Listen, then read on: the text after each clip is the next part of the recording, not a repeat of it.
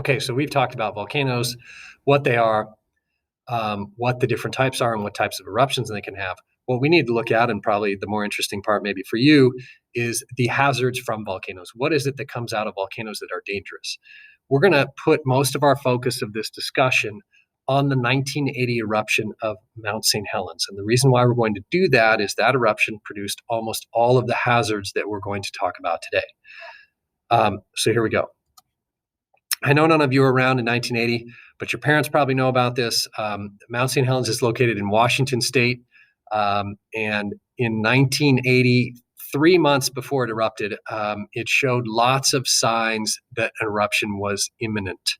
There were 10,000 earthquakes recorded in and around Mount St. Helens. So that let scientists know that there was magma moving underneath the volcano. There was a large deformation or bulge created on the north side of the volcano, which let them know that magma was pushing up from underneath. And essentially, on the morning of May 18th, 1980, they had already evacuated a 5-mile area around the volcano. And a 5.1 magnitude earthquake happened, and it caused the north side of the volcano, a cubic mile of rock, to slide off of the north side of the volcano. And it created basically the largest landslide in recorded history. It slid, I think, at 150 miles an hour. It buried some areas in hundreds of feet of debris. It went over a 1,500-foot ridge that a volcanologist was on and killed him, and traveled as far as 12 miles away. And when that rock slid off the top, it eliminated a bunch of pressure that was on the magma underneath. And when that pressure was removed, the gases inside of it, just like unscrewing the lid of a soda that you've shaken up, could escape, and they could escape explosively. So it exploded out to the north side in this lateral eruptive blast.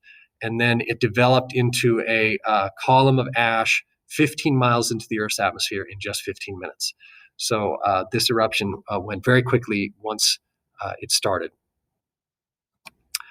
So what causes damage? Well, the first thing that causes damage is the eruption blast itself. And this is the release of superheated material and energy, and it just wasted this area to the north of the of Mount St. Helens. Here you can see in this picture, the little yellow arrow is pointing at two scientists standing there to give you an idea how big these trees are. It laid down 4 billion board feet of lumber, which was enough to build 300,000 two-bedroom homes. So a lot of forest was wiped out by this eruptive blast. Here's two more scientists in a little aluminum boat in the Tootle Lake, or Spirit Lake, excuse me, which was on very near Mount St. Helens. They're taking water samples, and you can see all the dead trees in the lake there. Okay, so what is the first hazard? And probably the most dangerous one is ash. It is dust to snowflake-sized particles. This is basically the fractured magma, and it gets ejected up into the air, and it can travel very, very far away from the eruption itself. So hundreds, if not thousands of miles. We even got ash from Mount St. Helens here in Montana. And like 50 miles away, it was 10 inches thick, and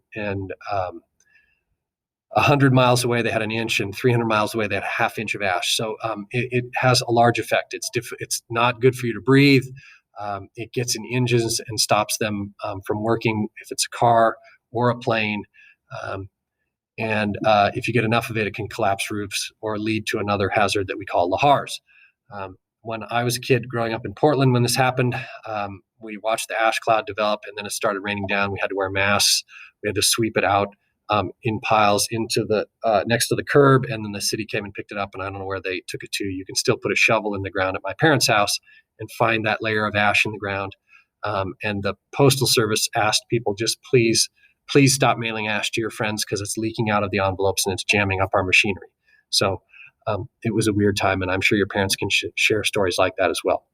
The next thing, hazard, is what's called a pyroclastic flow. And you can see in this image here that we have the ash cloud going up vertically, and then out of the base of it here, we have what looks like an ash cloud heading down the slope of the volcano. Now, pyroclastic flows are super hot ash and gas traveling almost as fast as a jet airplane in some cases, and very, very hot. There were 17 of these from Mount St. Helens eruption, and scientists went back 2 weeks after the eruption, dug down into some of the pyroclastic flows deposits, and they were still 600 degrees Fahrenheit. So they basically sterilized the soil and covered up and killed anything that they came in contact with. This is another image of a pyroclastic flow. This is off a volcano in Japan. You can see some houses right here to get an idea of the scale of this. There were bad ones from Mount Pinatubo's eruption. It's not necessarily a good thing, and this is what wiped people out in the village of Pompeii in Italy, if you've probably heard of that from Vesuvius's eruption.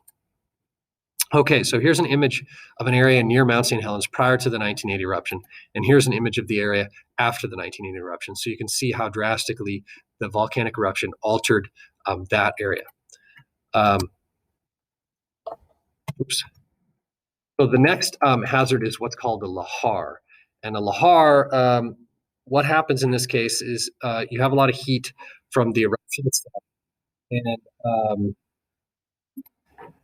in this eruption, you're going to have ash, rocks, melted ice, and it's all going to mix together in this slurry like wet concrete. And it's going to flow down rivers and stream valleys away from the volcano, picking up objects, destroying objects, burying things. In the Mount St. Helens eruption, you can see in this one picture that it destroyed bridges, railroads, roads, homes.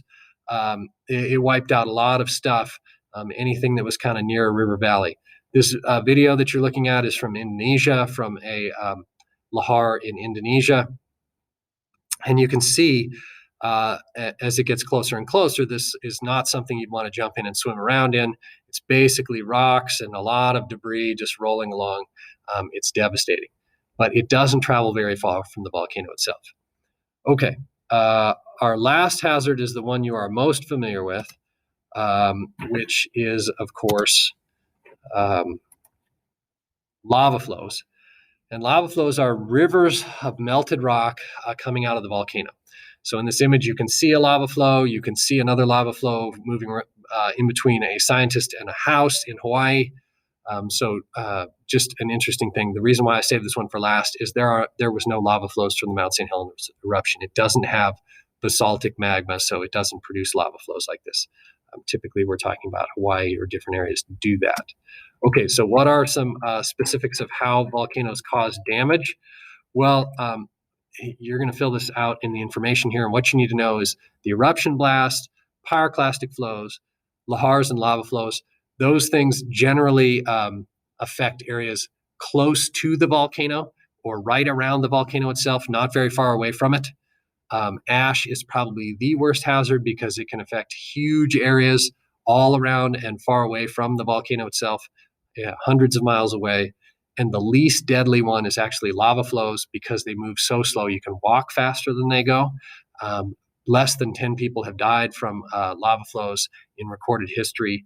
So it's not really a volcanic hazard that ends up killing people. A lot of these other things do instead. Okay, so please make sure that you get all this information filled out on the table in your notes. And what you're going to do today is take a look in some more detail at some of the volcanic hazards that are produced by volcanoes. You'll be using a website to do that and filling out a worksheet. So good luck.